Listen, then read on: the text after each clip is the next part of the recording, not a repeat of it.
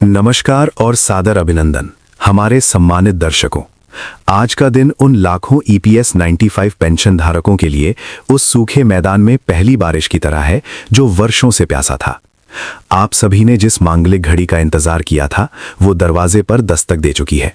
हाँ, वही सवाल जो आप हर सुबह उठते थे, हमारी पेंशन कब बढ़ेगी, आज उसका जवाब एक बड़ी खबर बनकर आ गया है।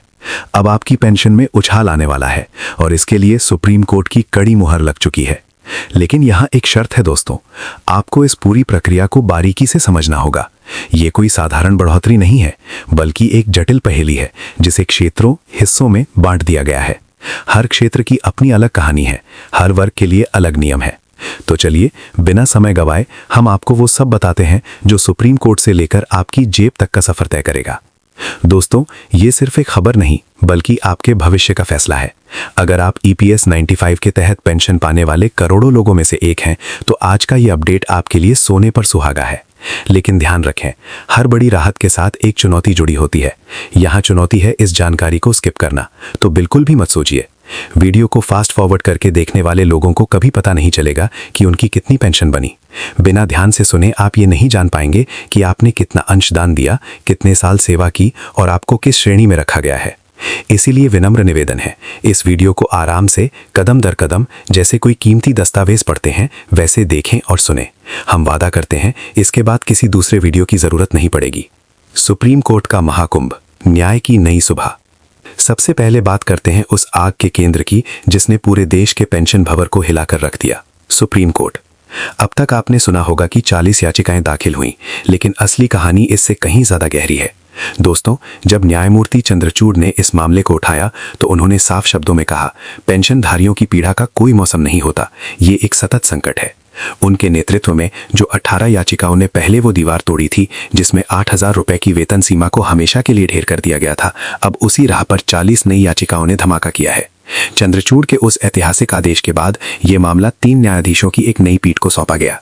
ये पीठ थी न्यायमूर्ति ललित, न्यायमूर्ति अनिरुद्ध बोस और न्यायमूर्ति सुधांशु धुलिया।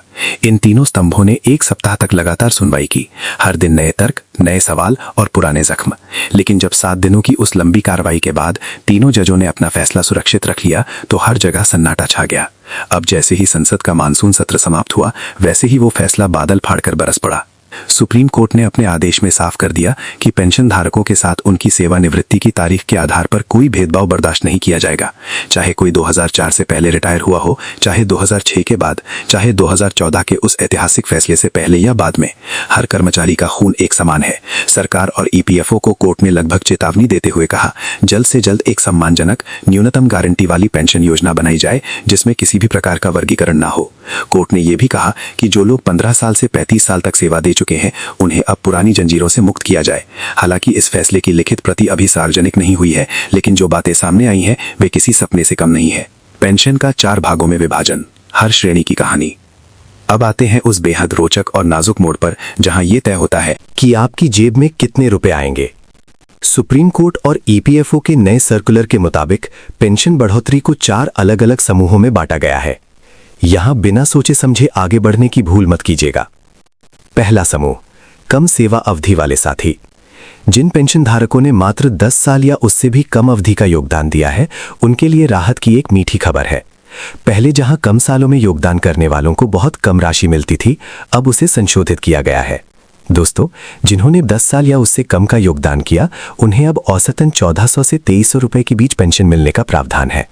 ये राशि उस पुरानी 15,000 रुपए की वेतन सीमा पर आधारित है जो फिलहाल लागू है। यानी अगर आपके योगदान के साल कम है तो भी आप अकेले नहीं हैं। आपकी पेंशन अब पहले से ज्यादा स्थिर है। दूसरा समूह, मध्यम सेवा अवधि, 15 से 25 साल। यहां असली उतार चढ़ाव शुरू होता है। जिन साथियों ने 15 से लेकर 25 साल तक अपनी मेहनत की कमाई का कुछ हिस्सा इस योजना में लगाया, उनके लिए एक औसत निकाला गया है।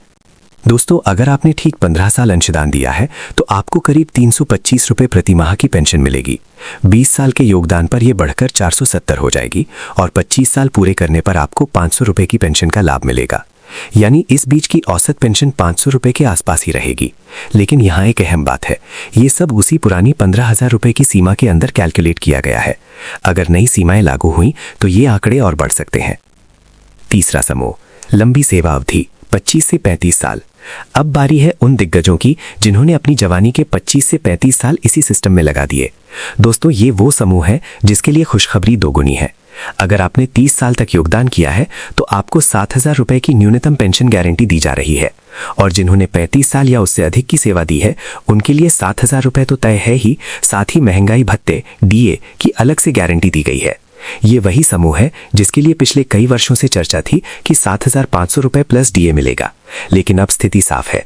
जिन्होंने 30 से अधिक और 35 के करीब सेवा दी उन्हें 17,500 रुपए प्लस DA तक का लाभ मिल सकता है। हालांकि ये सभी पेंशनधारियों के लिए नहीं है, बल्कि केवल उन्हीं के लिए जिनका योगदान इस ऊंचाई को छूता है। चौथा समूह, उच्च वेतन और अधिक पेंशन विकल्प चुनने वाले। और अब सबसे दिलचस्प और सुनहरा समूह, वे पेंशनधारी जिन्होंने उच्च पेंशन विकल्प हायर पेंशन ऑप्शन को चुना था। दोस्तों, ये वर्ग उन लोगों के लिए है जिन्होंने अपनी सेवा के दौरान अधिकतम योगदान दिया और जिनकी सैलरी सामान्य सीमा से ऊपर थी। यहाँ पेंशन की गणना पुरानी पेंशन योजना OPS की तरह होगी, यानी आपकी अंतिम सैलरी का आधा हिस्सा पेंशन के रूप में मिलेगा। उदाहरण के लिए, अगर किसी साथी की अंतिम सैलरी 23,000 रुपए प्रति माह थी और उसने 35 साल का योगदान दिया तो उसे लगभग 11,500 रुपए की पेंशन मिलेगी। यदि कोई 25,000 सैलरी पर सेवानिवृत्त हुआ तो उसकी पेंशन 12,500 रुपए के आसपास होगी। अधिकतम संभावना यह है कि यदि कोई 50,000 या उससे अधिक की सैलरी पर था तो उसे 25,000 रुपए तक की पेंशन मिल सकती है। हालांकि कुछ मीडिया रिपोर्ट्स में 33,000 रुपए तक की पेंशन की भी चर्चा है, लेकिन ये अभी पुष्टि नहीं हुई है। हर समूह की विस्तृत गणना और नए सिरे से विश्लेषण। अब इन सबको एक साथ रखते हुए एक साफ तस्वीर बनाते हैं। दोस्तों, पेंशन की ये नई व्यवस्था मूल रूप से 3 स्तंभों पर टिकी है: आपकी सेवा के वर्ष, आपकी औसत मासिक सैलरी और वो विकल्प जो आपने पेंशन योजना में चुन रखा है। जिन लोगों ने 10 साल से कम सेवा दी उनके लिए न्यूनतम पेंशन अब 1,400 रुपए से कम नहीं होगी। जो 15 से 25 साल के बीच है उनकी पेंशन अब 325 से 500 रुपए के बीच स्थिर हुई है, लेकिन इसमें भविष्य में संशोधन की गुंजाइश रखी गई है। वहीं जिन्होंने 30 साल पार कर लिए उनके लिए 7,000 रुपए की न्यूनतम गारंटी अब कानूनी तौर पर लागू हो गई है। और जिन साथियों ने हायर पेंशन ऑप्शन चुन रखा है वे तो मानो सोने पर सुहागा लगाने वाले हैं। उनकी पेंशन उनकी अंतिम सैलरी का लगभग आधा हिस्सा बन सकती है। यहां एक महत्वपूर्ण सवाल उठता है, क्या ये बढ़ोतरी सभी के लिए समान है? बिल्कुल नहीं, और यही इस योजना की सबसे बड़ी विशेषता है। सुप्रीम कोर्ट ने भेदभाव तो खत्म कर दिया है, लेकिन योगदान और सेवा अवधि के आधार पर अंतर को उचित ठहराया है। मतलब, जिसने अधिक साल और अधिक राशि का योगदान दिया वही अधिक पेंशन का हकदार होगा। केंद्र सरकार और EPFO पर सुप्रीम कोर्ट की निगरानी। दोस्तों, ये फैसला आते ही सुप्रीम कोर्ट ने सरकार और EPFO को एक नोटिस जारी किया है। हालांकि अभी यह स्पष्ट नहीं हो पाया है कि इस नोटिस पर सरकार कब तक कार्रवाई करेगी, लेकिन कोर्ट ने साफ संकेत दे दिया है कि देरी नहीं चलेगी। 2005 में जब वेतन सीमा को लेकर पहली बार हलचल हुई थी, तब से लेकर अब तक का सफर लंबा और उबड़-खाबड़ रहा है। लेकिन इस बार कोर्ट ने हर उस आदेश की कॉपी पर अपनी मुहर लगा दी है जो पेंशनधारियों के हित में है। फैसले की लिखित प्रति जैसे ही आएगी हम आपको तुरंत अपडेट करेंगे, क्योंकि उसी में यह स्पष्ट होगा कि पुरानी 15,000 वाली सीमा को बदला जाएगा या नहीं। एक बार फिर से याद रखें, आप किस श्रेणी में आते हैं। अब आप सोच रहे होंगे मुझे कितनी पेंशन मिलेगी, तो चलिए इसे और भी आसान शब्दों में समझाते हैं। यदि आपने 10 साल से कम योगदान दिया है तो 1,400 से 2,300 रुपए के बीच।